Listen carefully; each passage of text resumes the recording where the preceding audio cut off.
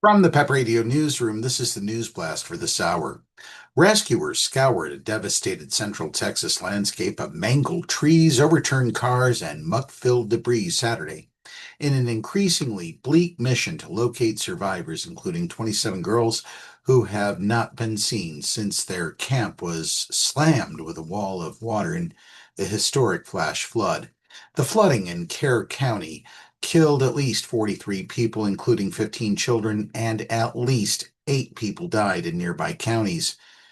Authorities still have not said how many people were missing beyond the children from Camp Mystic, a Christian summer camp along a river in Kerr County, where most of the dead were recovered.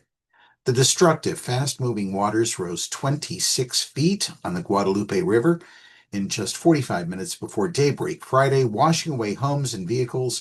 The danger was not over as rains continued pounding communities outside San Antonio on Saturday, and flash flood warnings and watches remained in effect.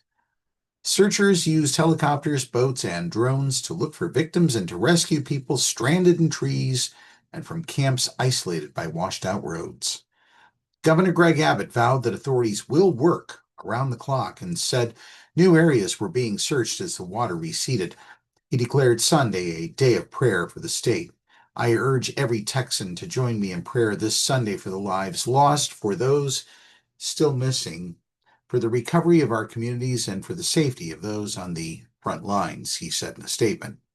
Authorities were coming under scrutiny over whether the camps and residents in places long vulnerable to flooding received proper warning and whether enough preparations were made.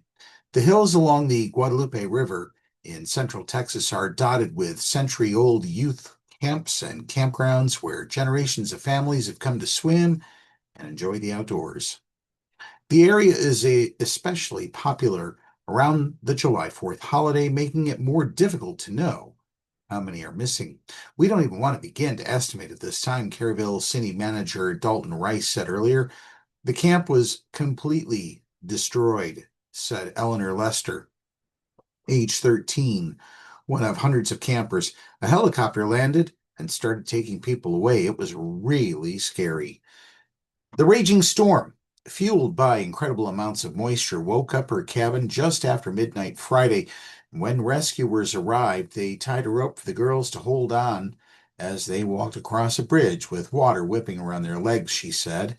Frantic parents and families posted photos of missing loved ones and pleas for information. Among those confirmed dead were an 8-year-old girl from Mountain Brock, Alabama, who was a Camp Mystic, and the director of another camp just up the road. The flooding in the middle of the night caught many residents, campers, and officials by surprise.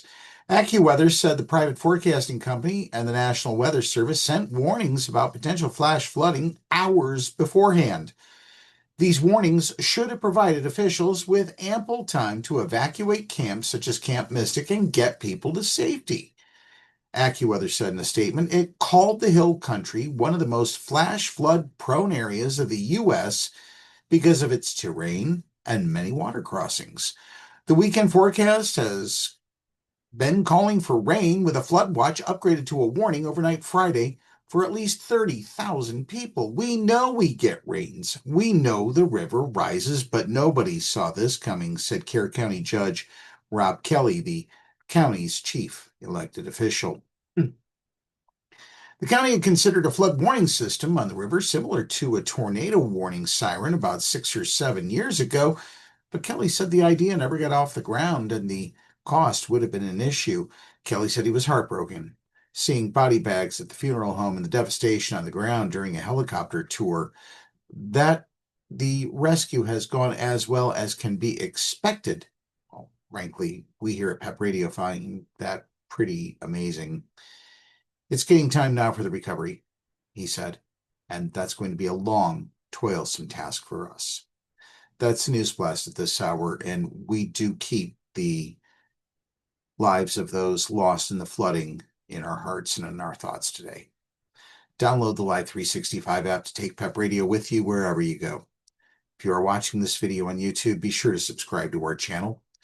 Up next, I hate to do this, but we do have the Meadville area weather forecast here on PEP Radio.